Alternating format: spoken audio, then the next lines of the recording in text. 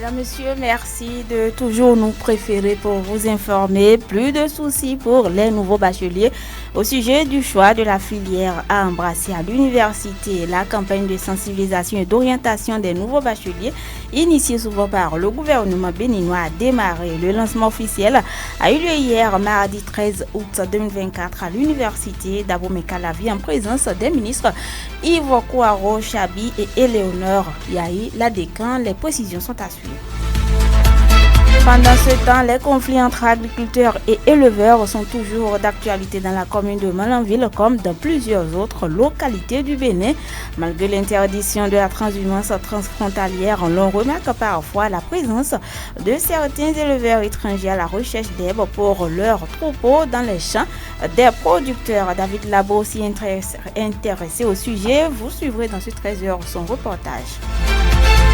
D'autres nouvelles au plan local seront au rendez-vous, sans oublier les informations sportives avec Bruno Gatli et la revue de presse nationale de Lukman Ouroucheou. Bonjour et bienvenue à tous. Sota Midi Magazine, le point de l'actualité de la journée sur ta radio. Sota FM, c'est maintenant et tout de suite. Les nouveaux bacheliers des départements du littoral de l'Atlantique et environ en savent désormais un peu plus sur les choix des filières à embrasser à l'université et leurs débouchés. Le lancement officiel de la campagne de sensibilisation et d'orientation a eu lieu hier, mardi 13 août 2024. Les échanges ont eu pour cadre l'amphithéâtre Idriss Déby Itno à l'université d'Abomey-Calavi. L'initiative émane du ministère de l'Enseignement supérieur et de la Recherche scientifique et de celui des enseignements secondaires, techniques et de la formation professionnelle. Yves Kouaro Chabi, ministre de l'enseignement secondaire, explique ici les objectifs visés par cette campagne. Chers lauréats, vous avez franchi l'étape importante de votre vie et vous appréciez maintenant et vous commencez maintenant à entamer une nouvelle aventure dans l'enseignement supérieur. Ce passage du secondaire au supérieur est une transition majeure qui nécessite une préparation adéquate et une orientation très éclairée. Il est primordial que cette transition se fasse de manière fluide et harmonieuse en toute connaissance de cause. C'est pour vous aider à franchir cette étape de manière rationnelle que le ministère de l'Enseignement supérieur et de la Recherche scientifique a mis en place des mécanismes pour accompagner nos chers nouveaux bacheliers et leurs parents dans le processus de choix de filière de formation, car un bon choix est garant de brillants succès aux études universitaires. Chers lauréats, chers nouveaux bacheliers, au cours de la campagne de sensibilisation et d'orientation, vous aurez droit à des informations claires et précises sur les filières disponibles, les débouchés professionnels, les conditions d'admission et la procédure pour opérer les choix sur la plateforme dédiée à cet effet.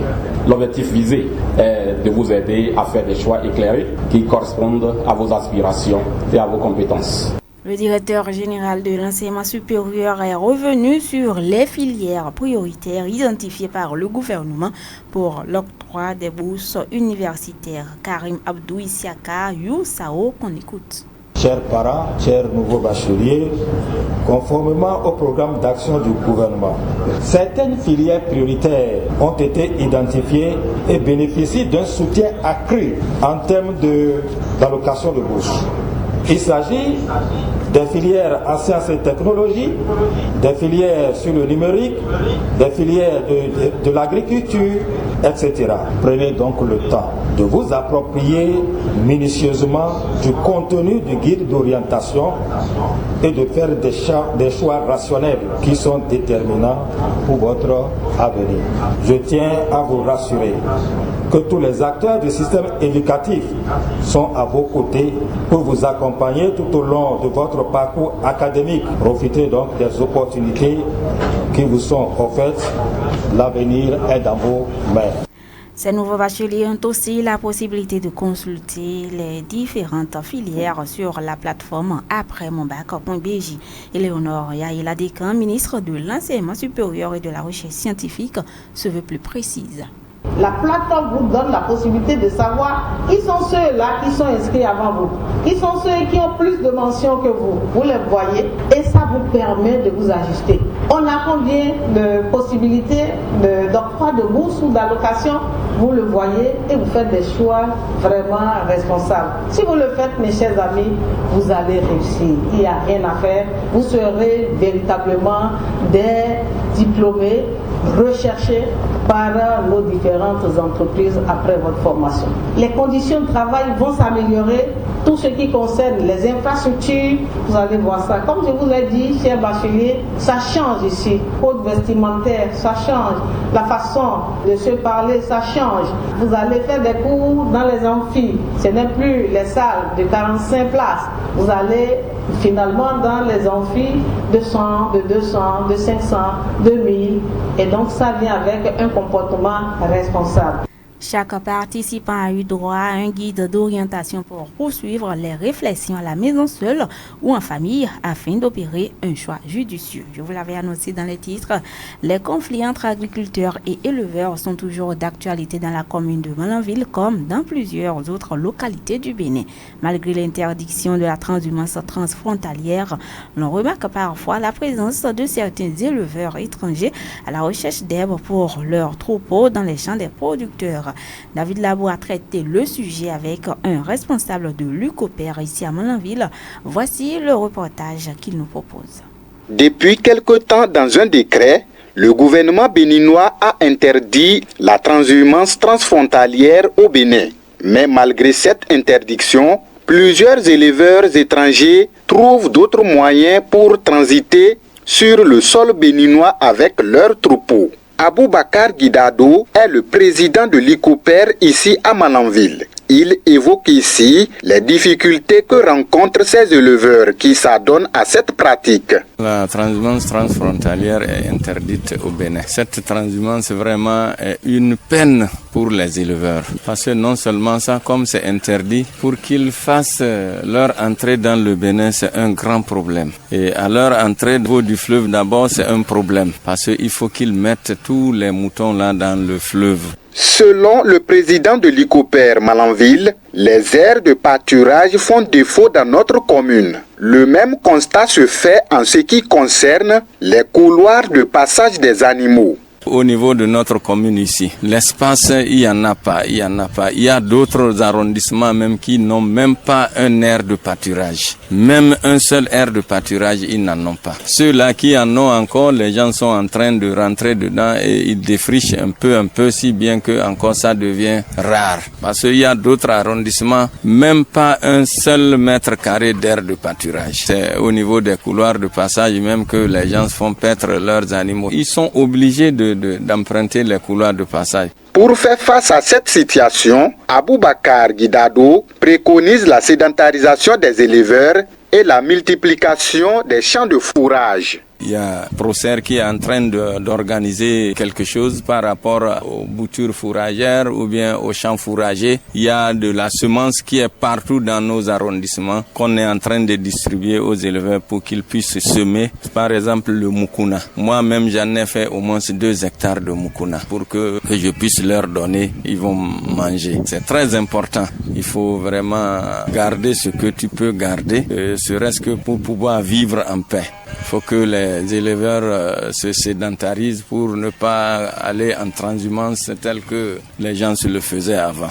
Le président de l'ICOPER Malanville lance par la même occasion un appel à l'endroit des autorités communales. Aboubakar Guidado. Les autorités communales de bien vouloir quand même voir dans quelle mesure pouvoir sécuriser les aires de pâturage. Parce qu'il n'y a pas d'aires de pâturage. Ceux-là qui sont destinés au pâturage, là, la commune n'a qu'à tout faire pour vraiment sécuriser ces terres-là. Tout moment, on est avec la mairie, mais néanmoins, les choses dandinent. Il faut que les gens puissent vraiment nous aider à décanter cette situation.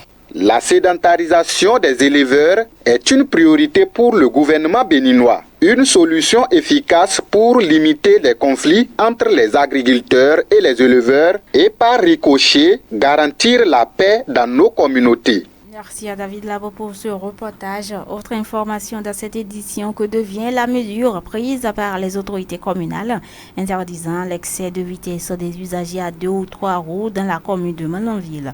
Quelques mois après le respect de cette décision, ils sont nombreux, ces jeunes malanvillois, à renouer avec cette pratique. L'excès de vitesse en pleine agglomération et les rallyes courent aujourd'hui les rues de la commune de Malanville et est source de plusieurs accidents mortels. Un témoigne d'ailleurs ces propos du chef de l'arrondissement central de Malanville, Issifou Soulé. Je suis très gêné en tant que chef d'arrondissement. Nous avons mené beaucoup de sensibilisation à nos frères, les taxis motos, principalement ceux qui ont les 3 cycles. Parce que les accidents qui se font, c'est devenu autre chose. Le maire a pris un décret, même jusqu'au niveau du procureur même de la République, de notre tribunal. Mais malgré tout, les mêmes comportements ont repris sur le terrain. Actuellement que je suis en train de vous parler, si je peux vous dire les 3 semaines antérieures, il y a chaque semaine une personne morte par rapport à cet accident de tricycle. Moi j'ai témoin, je suis victime même de la situation. J'ai une soeur même qui était morte la semaine passée à cause de ça. Parce que les gens ne veulent pas se maîtriser et c'est des désordres qui se font dans les rues, dans la ville et en cours même dans les corridors, en allant vers Iloua, en allant vers Guéné. Tout se passe actuellement, tout est devenu autre chose actuellement là où nous sommes en train de parler. Face à ce comportement observé après les cérémonies de mariage, le chef de l'arrondissement central de Malanville lance cet appel vibrant à toutes les couches sociales de la commune. Je vous invite à suivre un extrait des propos de Issifou Soulé. Le mariage, par rapport à ces accidents-là, c'est les mêmes cas. Les mêmes choses ont repris actuellement. Entre-temps, nous avons donné des consignes. Si le mariage, les cérémonies religieuses se font le matin, à 16 heures, les 2 familles peuvent se réunir et se concerter, aller prendre la jeune mariée et la conduire chez son jeune marié, dans la nouvelle famille. Ils ont quand même retenu ça, mais tout après maintenant encore, dans les derniers temps, tout est devenu autre chose. Les mêmes comportements là aussi ont repris. Très grave, très grave. Nous devrons quand même conjuguer les mêmes efforts pour que vraiment que ça s'arrête parce qu'il y a des décisions sévères qui veulent être prises au niveau des autorités. Donc je lance cet appel, à nous en tant que responsables, à nos parents. Je dis nos parents parce que c'est les parents qui réunissent les 2 familles. Donc savoir que vraiment si les parents soutiennent leurs enfants à faire de mauvais comportements, vraiment ils vont subir les rigueurs de la loi. On va marquer une courte pause, mesdames, messieurs.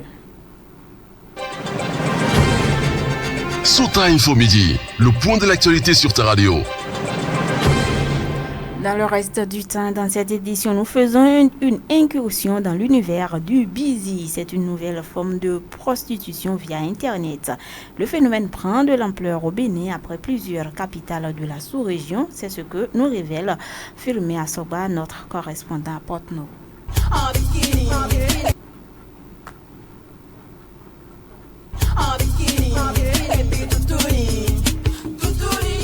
Après Abidjan et autres grandes capitales de la sous-région, le phénomène busy a gagné aussi le Bénin et prend une allure inquiétante dans nos grandes villes. Belles demoiselles le jour, adolescentes aux femmes matures, sexy sur les profils, elles se transforment en de véritables machines à sexe à la moindre occasion, avec désormais à la clé les enregistrements vidéo.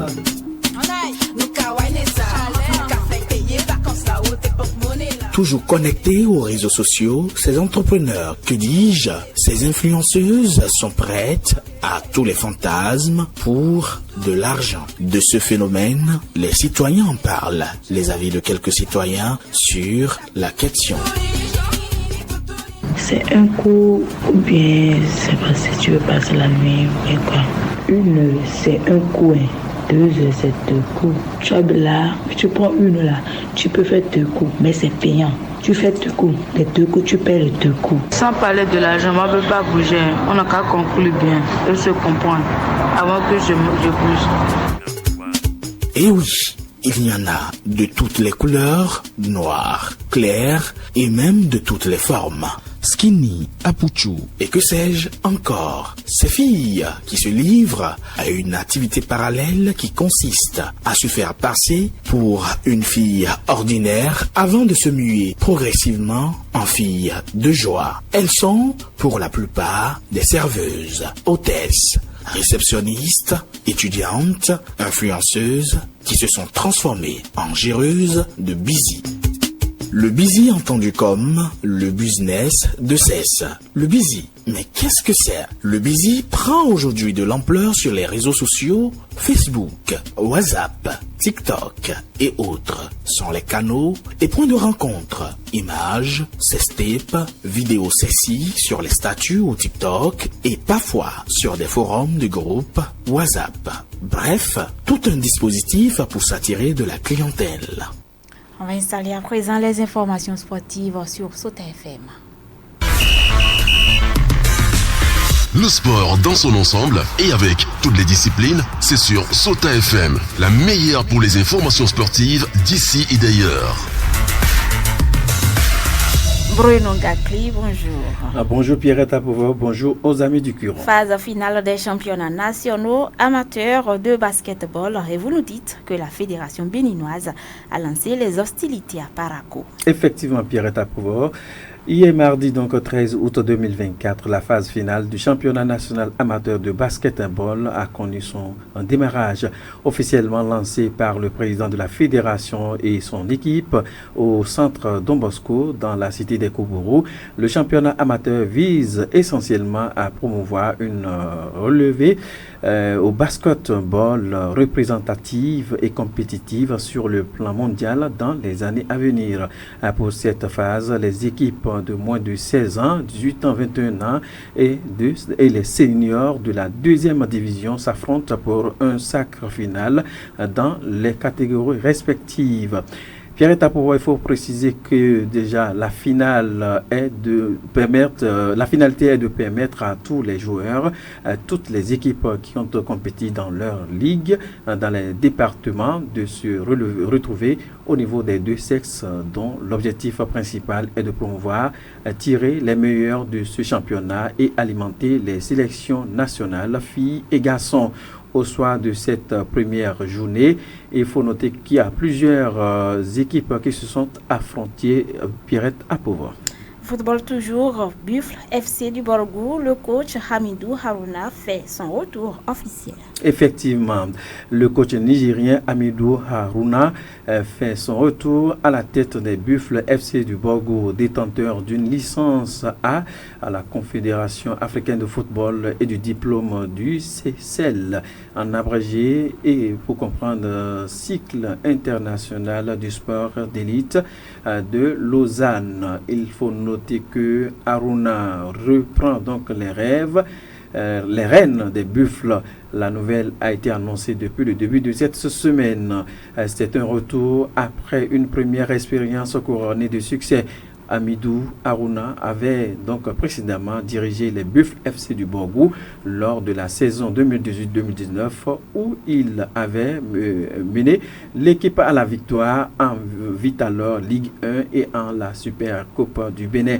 Son mandat avait également inclus donc une participation en Ligue des champions africaine 2019-2020 et en Coupe des confédérations 2021-2022. Et pour finir, ce retour s'inscrit donc dans un contexte de renforcement pour le club, alors que Harouna, ancien sélectionneur adjoint de l'équipe nationale A du Niger, apporte donc son expérience et son expertise pour guider les Buffles FC du Borgou vers de nouveaux succès. Sport toujours avec vous, Bruno, hors de nos frontières. On parle de cette finale qui se joue ce jour à 20h.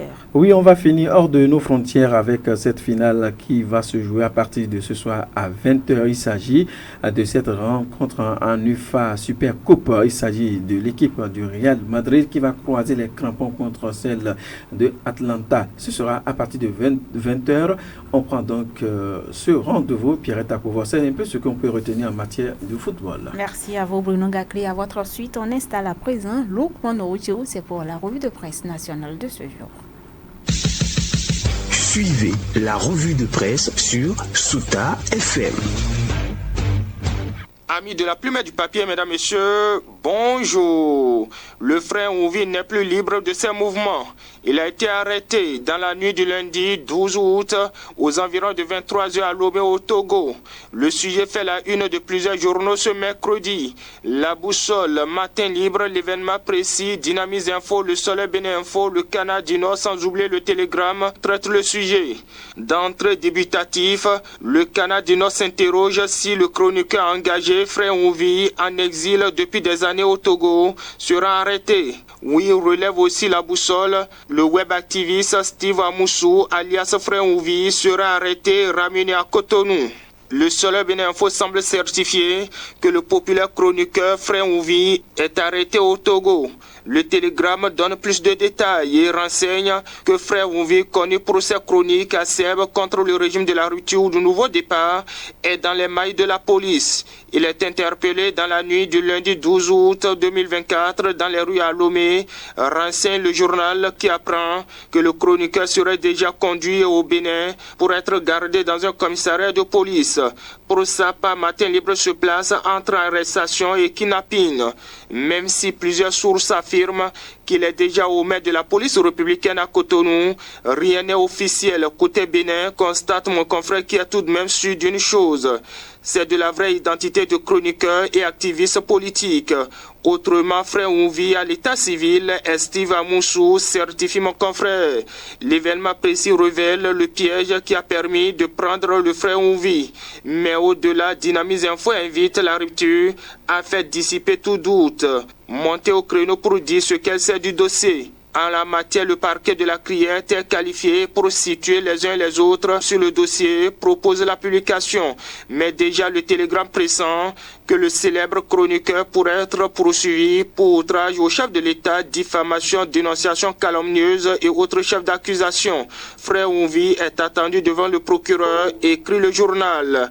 En attendant ainsi dans la suite, c'est la santé publique qui est en danger, alerte l'opinion aujourd'hui. Le journal souligne que la variole du singe se propage en Afrique et que 16 pays africains sont déjà touchés avec 15 132 cas et 461 décès dénombrés. L'épidémie de variole du singe, une maladie virale rare mais préoccupante qui a pris de l'ampleur en Afrique, s'inquiète mon confrère, renchéri par Fraternité qui alerte également l'urgence de santé publique en Afrique. Le Canard du Nord pour finir, le journal sent l'imminence de la mise en service du port sec de Parakou, car l'infrastructure est désormais électrifiée et les travaux sont en cours pour la réfection du chemin de fer, informe le journal. Les autres détails à lire dans les colonnes de la publication. Ainsi va, mesdames, messieurs, l'essentiel de l'actualité tel que traité par les publications ce mercredi. Fin de cette revue. Merci de m'avoir suivi. À demain. C'était la revue de presse sur Sota FM.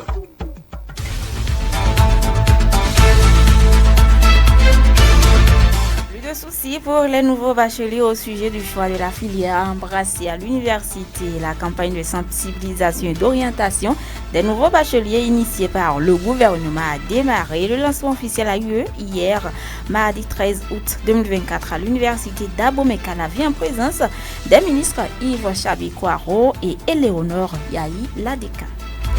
Les conflits entre agriculteurs et éleveurs sont toujours d'actualité dans la commune de Malanville comme dans plusieurs autres localités du Bénin. Malgré l'interdiction de la transhumance transfrontalière, l'on remarque parfois encore la présence de certains éleveurs étrangers à la recherche d'herbes pour leurs troupeaux dans les champs des producteurs. Vous avez suivi dans cette édition le reportage que nous a proposé David Labo. D'autres nouvelles au plan local étaient au rendez-vous, sans oublier les informations sportives avec Bruno Gacri et la revue de presse nationale de Loukman Routio il y a un instant. Merci de nous avoir suivis. À l'édition, on retrouve David Labo, aux manipulations techniques, Moudjaïdou Ouyo, Pierrette Akova à la présentation. Bon après-midi à chacun et à tous. C'était Sota Midi Magazine, le rendez-vous informatif de la mi-journée sur Sota FM, la radio de l'espoir. Merci pour votre fidélité. Dans la Liborie, la différence a un nom. Sota FM, la radio de l'espoir.